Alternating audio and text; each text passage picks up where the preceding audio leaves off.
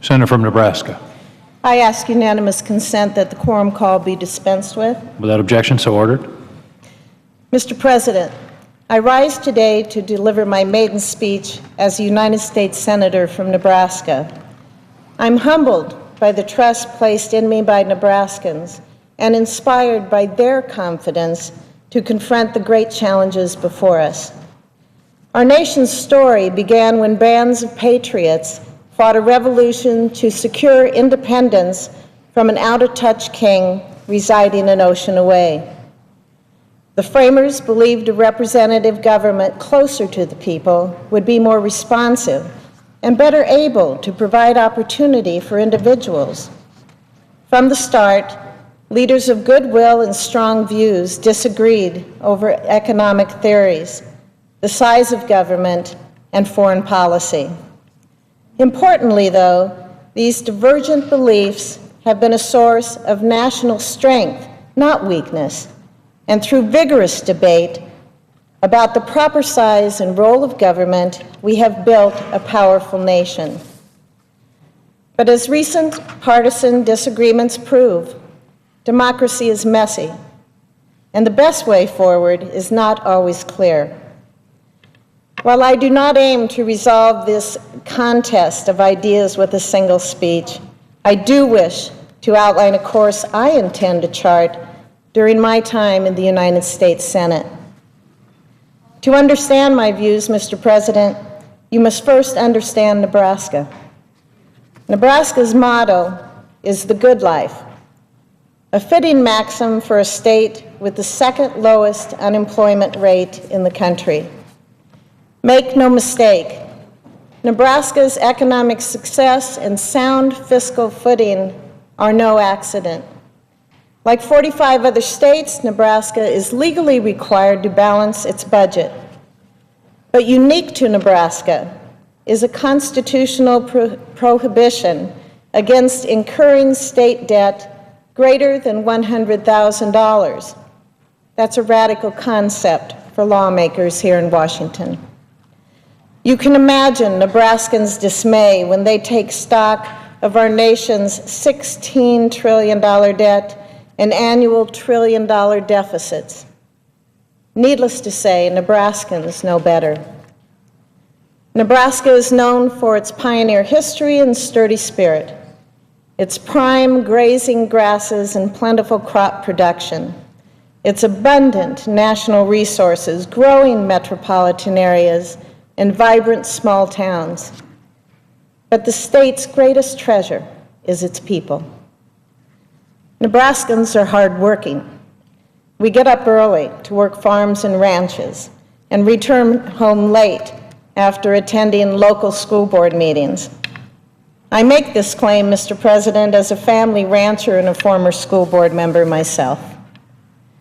Nebraskans run thriving small businesses on Rockwellian main streets, and they sweat on factory floors. We lead multinational corporations, and we are builders. We build homes. We build roads and infrastructure. Nebraskans value community. We join the PTA. We coach Little League teams after long work days, and we volunteer for our churches and our synagogues. We work hard, Mr. President, but we are people with perspective. Nebraskans are tough. We're tested by droughts, by fires and floods, and a changing global economy. You know, we've even endured 9-win football seasons. We are strong-willed people. You have to be to survive a winter on the Great Plains. And we adapt, we innovate, and we grow. Nebraska is home to the only unicameral legislature. As a former 2-term state senator, I was privileged to serve in the unicameral for 8 years. Notably, state senators in Nebraska are nonpartisan. No matter party or ideological affiliation, any senator can serve in leadership. The only requirements are knowledge and ability. Serving in the Nebraska legislature taught me the importance of building relationship and seizing opportunities so that we can work across party lines. That's a critical skill in order to avoid gridlock. Like many Nebraskans, I am deeply concerned about the future of our nation. That's why I entered public service. No single issue is more important to our future than the federal government's addiction to spending. There are two main problems with government spending. First, runaway spending has failed to generate economic growth. Since 2009, the federal government has spent roughly $15 trillion. This spending spree includes $830 billion in stimulus spending. That was sold as help for the private sector. Instead, this so-called investment focused on growing the government. The result of this increased government spending has been a largely jobless economic recovery. Record number of Americans stuck in poverty and a spiraling national debt. Rather than empowering individuals to improve their lives, these bad economic policies have held Americans back. To change course toward renewed prosperity, I support a limited government focused on fulfilling its core duties and responsibilities. A limited federal government performs its first constitutional charge, providing for the common defense. To protect the nation, we must maintain a highly trained, well-equipped fighting force. Equally important, a limited government keeps its promises to veterans who have risked life and limb in defense of freedom. A limited federal government has a responsibility to fund critical needs, such as a 21st century infrastructure. To the surprise of many here in Washington, this can be done without raising taxes. Existing sources of revenue are sufficient for government to meet its fundamental responsibilities. As a member of the Nebraska legislature, I introduced legislation directing a portion of Nebraska's existing sales tax to fund new road construction. I worked with my colleagues, both Republicans and Democrats, to utilize only existing revenues. With the right mix of hard work and goodwill, the legislature passed this bill, and the state will now be able to fulfill that fundamental core duty, that fundamental responsibility of government, and improve Nebraska's communities without raising taxes. We can make similar progress here in Washington. Again, it's a matter of setting priorities. The second problem with government spending is that it robs hard-working taxpayers of their personal income just to grow bigger government. Big government crowds out the private sector and it stifles innovation. This means more cylinder-style investment rather than policies that promote and enable real innovators, the kind of risk-takers who launch a world-changing business in their garage. Big government requires big funding, but rather than forcing Americans to forfeit more of their hard-earned tax dollars to Uncle Sam, I support policies that lower taxes, that bolster the private sector. Only then will the United States finally emerge from this long economic recession. Nebraskans understand that the bigger the government, the smaller the individual. And the smaller the individual, the less attention is paid to freedom and personal responsibility. Limited government, on the other hand, remains grounded closer to home. And government that is closer to home is better suited for meeting individual needs, creating more opportunity, more efficiency, and more growth. The expansion of government and the subsequent erosion of freedoms are not always obvious at first. freedom can be chipped away at slowly but steadily through new legal requirements, such as employer mandates in the healthcare law, or misguided attempts to regulate farm dust or the size of our soft drinks. Eventually, individuals are constrained by lack of choice, society drifts without progress or creativity, and the economy stagnates.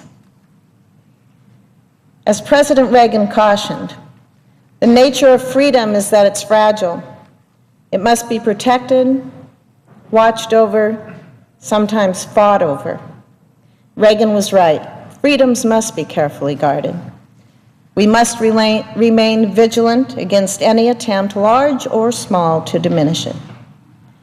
Yet despite this fragility, our God-given freedom is vast, limited only by the boundaries that we impose on it. Nebraskans understand vastness. We know what it's like to look up at the night sky and see stars that are undiminished by city lights. We appreciate the land, which appears to roll without end, and yet it remains in need of care. Vastness gives us perspective, Mr. President, and some perspective would go a long way here in Washington. Beyond the Beltway's chattering class, there exists a nation of quiet heroes. Parents grateful for the dignity of hard work, entrepreneurs willing to take great risks to build businesses, farmers and ranchers dutifully tending the land and livestock, soldiers proudly wearing our nation's uniform, veterans bearing scars, both physical and invisible, reminding us of freedom's price, and children whose simple joy dispels our cynicism, which can come with everyday struggles. While our nation faces many challenges here at home and around the world, only petty politics holds us back from overcoming them. We are a great and generous nation, Mr. President. We have faced seemingly insurmountable obstacles before, and each generation has conquered them with that uniquely American combination of grit and grace. I believe, and Nebraskans believe, that our nation's future is bright. The United States remains the hope of the world, but this moment, this uncertain moment, requires real courage from our leaders. That's not to say that the debate is over the role of government or taxes and spending will be resolved by this Congress, but we can do better. That's what we were all sent here to do. Americans are not mediocre. They are exceptional, and they deserve leaders that act like it. Today, the whole world mourns the loss of such a leader, an uncommon woman born into common circumstances, the daughter of a grocer, former British Prime Minister Margaret Thatcher. She was a woman who stood tall for principle, yet she had the wisdom to seize opportunities and work with allies and foes alike to achieve great things for the British people. Along with her partner and friend, Ronald Reagan, she helped to lead the world away from the long shadow of the Iron Curtain to a freer, more prosperous time. I admire her political courage to make those difficult decisions, and I hope to do the same here in Washington. Mr. President, I look forward to standing tall for Nebraska values and working with my colleagues, Republicans and Democrats, on common sense solutions to these ongoing challenges. And I'm proud to represent the citizens of Nebraska here in the United States Senate. Thank you. I yield the floor.